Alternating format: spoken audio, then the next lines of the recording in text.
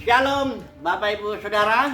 Kita meneruskan studi kita kristalisasi, suatu studi untuk mencari kalau dalam kristalisasi proses mendapatkan benda-benda kristal yang kalau kita terapkan dalam literatur itu berarti suatu proses untuk mencari tema-tema utama dalam satu kitab. Kita masuk sudah ke dalam kitab Nabi Hosea ya. Dan dalam kitab ini 14 pasal kita akan ambil dulu satu tema utama yang muncul ya, yaitu pengenalan akan Tuhan. Ini ada 3 kali soalnya itu disebutkan dalam Hosea pasal 4 ayat 1, pasal 4 ayat 6, pasal 6 ayat 6. Tekanan kepada pengenalan akan Tuhan. Saya akan bacakan aja dengan cepat, yang semua. Coba perhatikan ini. Hosea 4 ayat 1 dikatakan di sini tidak ada kesetiaan, tidak ada kasih, tidak ada pengenalan akan Tuhan di negeri ini. Jadi ini penyakit bagi Israel ya. Nanti kita lihatlah dulu sejarahnya. Tapi ini dulu lah. Kemudian pasal 4 ayat 6 mengatakan umatku binasa karena tidak ada, ini pengertian istilahnya LA itu tidak, karena tidak mengenal Elehu atau Allah ya. Karena engkaulah, ini bicara kepada para imam yang memang tugasnya untuk konteks Israel itu, tugasnya para imam itu mengajar ya, bukan hanya melakukan ritualnya aja di bait suci, tapi mengajar umat Tuhan. Karena engkau, para imam yang menolak pengenalan itu ya. Jadi teguran Tuhan bukan hanya kepada yang di ayat 1 ini, kepada seluruh ya, seluruh negeri ya, tapi yang di ayat 6 pasal 4 secara khusus yang bertanggung jawab untuk pengenalan akan Tuhan itu adalah para imam yang diangkat Tuhan untuk melayani di bait suci, suku Lewi lah ya. Kemudian ada pasal 6 ayat 6, pasal 6 ayat berapa ini? Pasal 6 ya, pasal 6 ayat 6 ini juga dibicarakan pengenalan itu, tapi dalam konteks dalam ayat ini, karena ini pengenalan akan Tuhan itu adalah kesukaan bagi Tuhan. Ayat 6, sebab aku menyukai ya. Jadi kesukaan Tuhan itu dikatakan di sini menyukai kasih setia dan bukan korban sembelihan, ritual-ritual korban itu, dan menyukai pengenalan akan Allah ya, lebih daripada korban-korban bakaran. Jadi kalau ayat 1 tadi mengatakan pengenalan Tuhan itu tidak ada dalam seluruh negeri ya, kerajaan utara itu Israel. Kemudian yang di ayat 6 pasal 4-nya itu mengatakan bahwa tanggung jawab pengenalan akan Tuhan atas umat itu adalah di tangan para imam. Dan para imam itu diangkat oleh Tuhan untuk bukan hanya ritual di bait suci, tapi bertanggung jawab untuk pengenalan akan umat Tuhan ya. Kemudian yang ayat 6 ini, pasal 6, kita dapati bahwa pertama Tuhan menyukai pengenalan akan Dia, itu satu. Yang kedua, Tuhan tidak Tuhan lebih menyukai pengenalan akan dirinya daripada korban-korban bakaran. Walaupun korban-korban bakaran itu Tuhan sendiri yang bikin aturannya di Imamat pasal, dalam kitab Imamat lah itu terutama lah. Korban bakaran, korban sajian, korban penghapus dosa dan macam-macam ritual ya, itu dari Tuhan. Tapi bukan itu intinya ya. Oke. Jadi kita lihat dulu sedikit sejarah saat dimana Hosea ini melayani. Hosea ini melayani hampir seperti Yeremia ya. Jadi Nabi Yeremia itu dia melayani di kerajaan selatan Yehuda ya.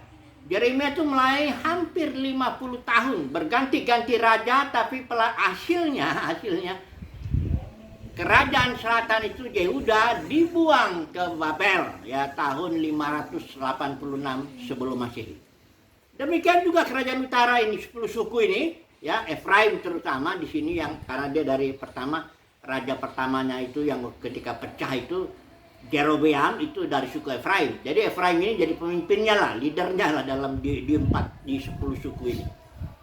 Itu Hosea melayani hampir sekitar 30 sampai 40 tahun. Dan hasilnya kerajaan utara itu dibuang ke Asyur dan tidak kembali lagi, ya.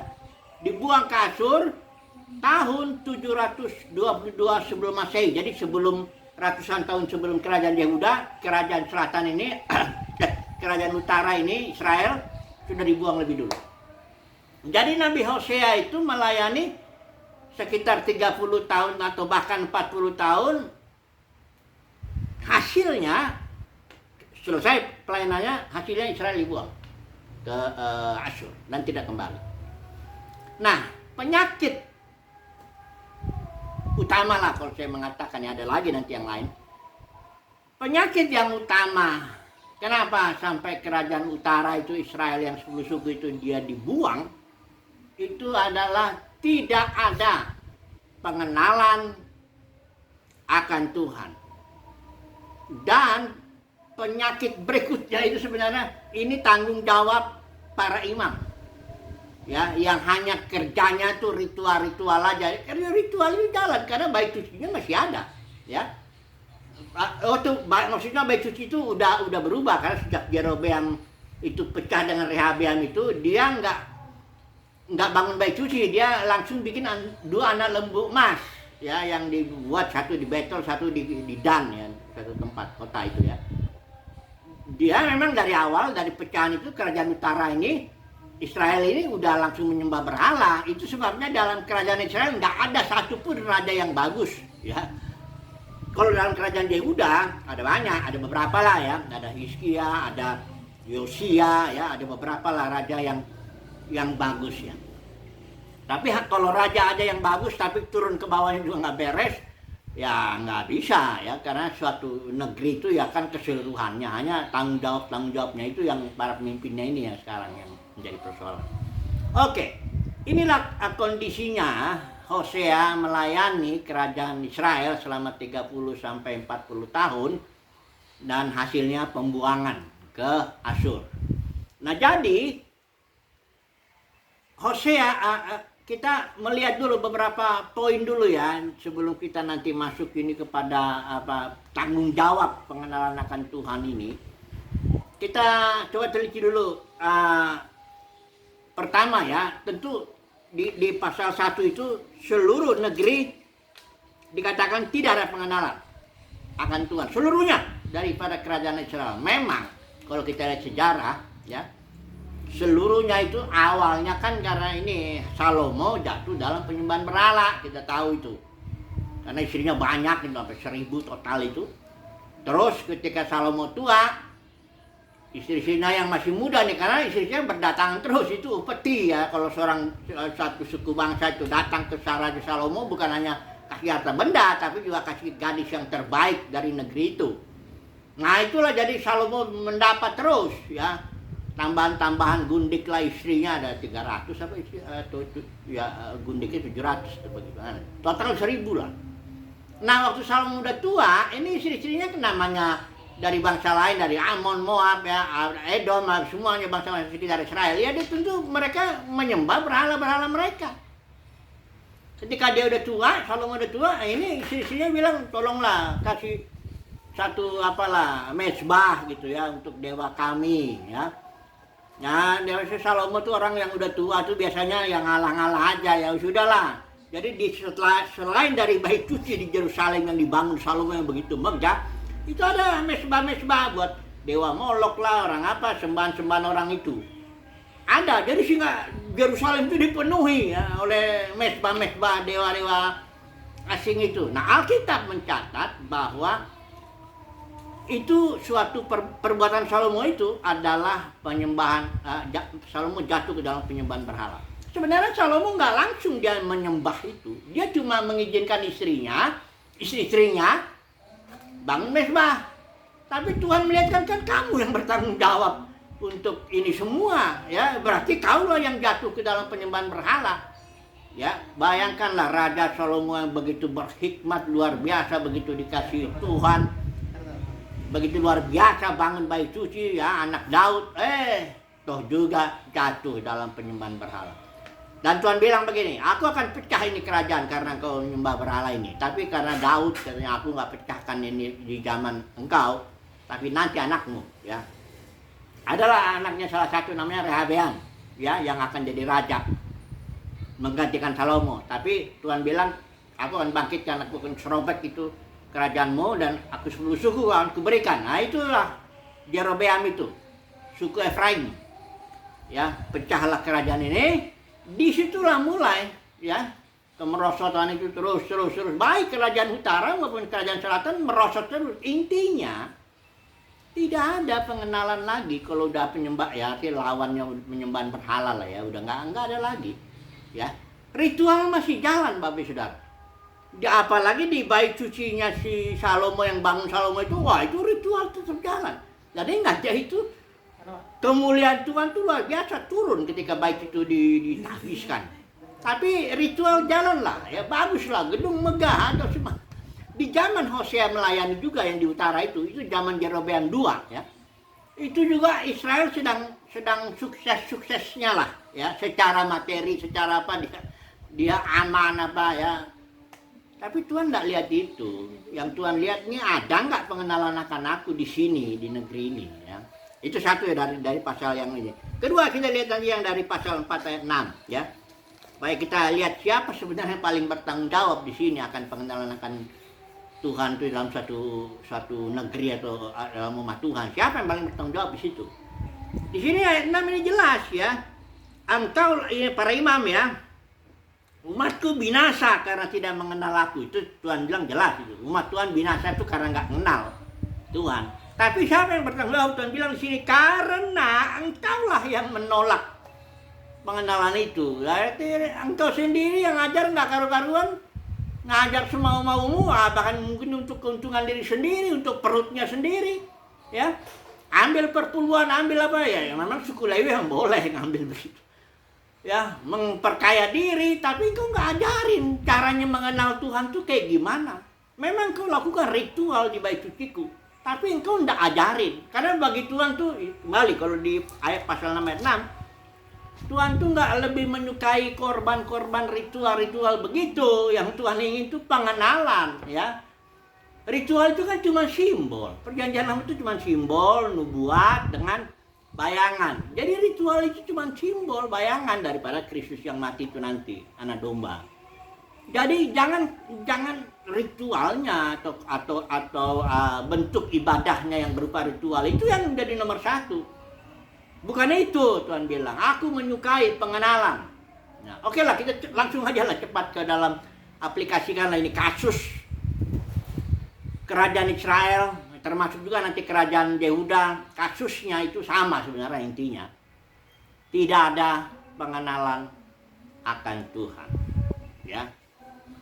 Nah, kita langsung masuk aja lah, ya, ke dalam konteks kita di dalam dunia kekristenan saat ini, ya. Apa sih yang Tuhan, apakah Tuhan sudah berubah? Jadi dia ingin gedung besar-besar, megah, ritual-ritual yang besar atau bukan? Tetap Tuhan nggak berubah, ya. Dibilang aku ini tidak berubah. Tetaplah dari zaman ke zaman Tuhan hanya ingin satu itu, yang nomor satu dulu. Pengenalan akan Tuhan. Itu dulu, ya. Yang lain bukan Tuhan nggak mau.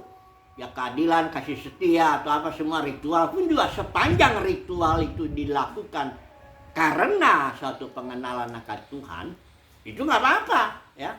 Karena orang dalam tiap dispensasi itu setelah mengenal Tuhan, ya, ada ritual-ritualnya, ya. Ada ritualnya setiap zaman beda, ya. Jadi nggak masalah ritual itu, kalau apalagi bagi Israel itu udah jelas, itu dibeberkan di kitab Imamat begitu rinci, ya. Kesalahan sedikit aja itu artinya mempersembahkan korban yang asing, mati. Imam itu Nadab dan Abihu itu kan mati. Nah, jadi bagi Tuhan bukan soal dia tidak suka korban atau ritual, tapi aku nomor satu itu dulu, pengenalan dulu. Kalau itu udah nggak ada gunanya lagi lah. Mau bait sucinya sebesar apa, kayak Salomo bangun itu besarnya luar biasa itu. Dalam arti megahnya lah, ya. Kerajaan itu begitu megah, Tuhan bilang tetap harus hancur. Dan Nebukadnezar itulah yang akhirnya tahun 586 sebelum Masehi dia menghancurkan itu. Bayangkanlah itu, begitu megahnya kerajaan itu dibangun, dan bagaimana Salomo megahnya membangun bait suci. Tetap Tuhan bilang harus hancur, ya. karena satu, tidak ada pengenalan akan Tuhan. Oke, kita masuk dulu ke dalam Yohanes pasal 17 ayat 3 ini ya. Apa sih sebenarnya pengenalan akan Tuhan itu? Karena dunia kekristenan beda tipis lah dengan kasus dalam kerajaan Israel ini ya. Mari kita melihat dulu pengenalan akan Tuhan ya. Tuhan sudah inginnya itu. Yohanes 17 ayat yang ketiga, inilah yang kita baca dulu ya. Saya baca ini pakai ILT ini ya. Dan inilah hidup kekal itu, istilah Yunaninya joy ya. Inilah hidup kekal itu, bahwa mereka mengenal Engkau satu-satunya ilah. Bukan berhala maksudnya, satu-satunya ilah yang benar, dan Yesus Kristus yang telah Engkau utus. Jadi ayat ini jelas menyatakan hanya joy itulah, atau hidup. Joy itu istilah Yunani kan, untuk hidup itu ada 3, ada joy, ada bios, ada suke ya. Kalau joy itu hidup Elohim yang dijalani oleh Elohim saat ini. Kalau suke itu hidup manusiawi, yang dari situ kata psikologi. Kalau bios itu kehidupan secara umum, bahkan binatang pun biologi itu kan kehidupan hewan. Tapi joy ini ya, inilah kuncinya orang bisa mengenal Elohim. Kalau tidak menjalani hidup joy, tidak bisa, karena orang bisa berpikiran dengan pengetahuannya. Berbicara tentang Elohim itu beda dengan mengenal Elohim itu. Kalau berbicara tentang Elohim, itu hanya butuh akal.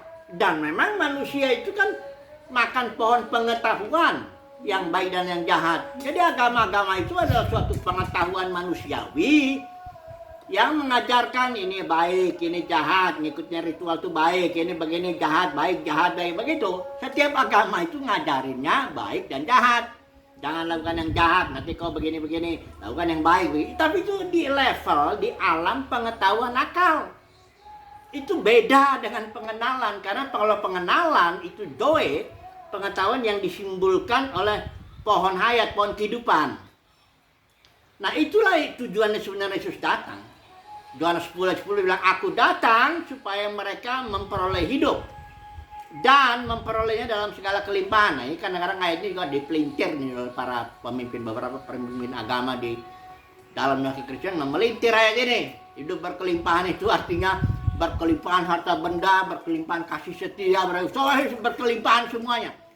Bukan itu, ayat itu nggak ada sama sekali kaitannya dengan harta benda atau dengan kesuksesan, kemakmuran, nama baik atau nggak ada hubungannya. Karena istilah hidup di Yohanes 10 itu adalah joy, terkait dengan pengenalan akan Elohim. Dan joy yang diberikan oleh Yesus itu kalau biji gandum, kayak ke tanah mati dia tetap satu biji, tapi kalau dia mati dia akan berjaya banyak. Jadi yang dikasih itu biji, benih joy yang kita dapatkan bagi orang yang percaya Tuhan itu baru benih. Dan namanya benih itu harus bertumbuh. Makanya perumpamaan Matius 13 itu, perumpamaan penabur itu, benih firman itu atau benih joy itu mesti bertumbuh. Tergantung nanti tanahnya kan. Ada tanahnya pinggir jalan, ada tanahnya yang berduri, semak duri, ada tanah yang berbatu, ada juga yang tanahnya baik. Tanah itu adalah hati manusia. Jadi ketika seseorang menerima benih joy, dia percaya Tuhan, lahir baru, itu belum apa-apa, belum menentukan apakah dia bertumbuh nanti dalam pengenalan Tuhan atau tidak. Itu nanti masih ada. Ada 3 kategori kok. Itu kategori pertama, orang Kristen itu jatuh dia ke tanah yang berbatu, bertumbuh, diterima sebentar bertumbuh, tapi ada batunya. Batu itu keinginan macam-macam, ingin sukses sendiri, ingin apa semua, banyak itu, nggak bertumbuh. Ada juga jatuhnya ke tanah semak duri, si benih joy ini bertumbuh dia sebentar, udah, tapi dijepit oleh semak duri itu. Di sini disimpulkan, kalau sudah baca di Matius 13 itu, tipu daya kekayaan, ya. Alkitab nggak menentang kekayaan dalam arti apa, tapi ada tipu dayanya di situ. Tipu daya salah satu yang sudah memakan korban miliaran orang, bahkan termasuk orang-orang Kristen itu. Ada lagi nih, kalau engkau kaya, engkau bahagia.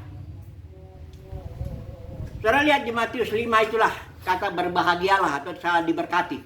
Saudara lihat, telitilah ayat-ayat itu. Tidak ada satupun kata bahagia itu dikaitkan dengan harta benda. Nggak ada yang dikaitkan dengan luaran, enggak. Semuanya tuh kebahagiaan tuh terkait dengan kesucian hati, ya, kemurnian dan sebagainya, miskin di hadapan Tuhan. Bukan berarti Tuhan bilang kau harus miskin baru bisa mengenal aku. Itu juga salah. Tuhan bilang kalau engkau mengenal aku, jangan khawatir soal makan minum pakaianmu. Tuhan bertanggung jawab, aku tanggung jawab. Ya kan? Cuman tipu daya kekayaan ini mengatakan enggak, kalau engkau kaya, engkau baru bahagia. Makanya di Timotius bilang, siapa yang ingin kaya? Langsung ada 4 penyakitnya.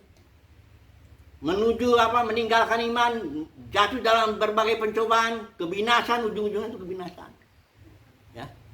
Jadi pengenalan akan Tuhan itulah tujuan Yesus datang. Yesus datang nggak bikin agama.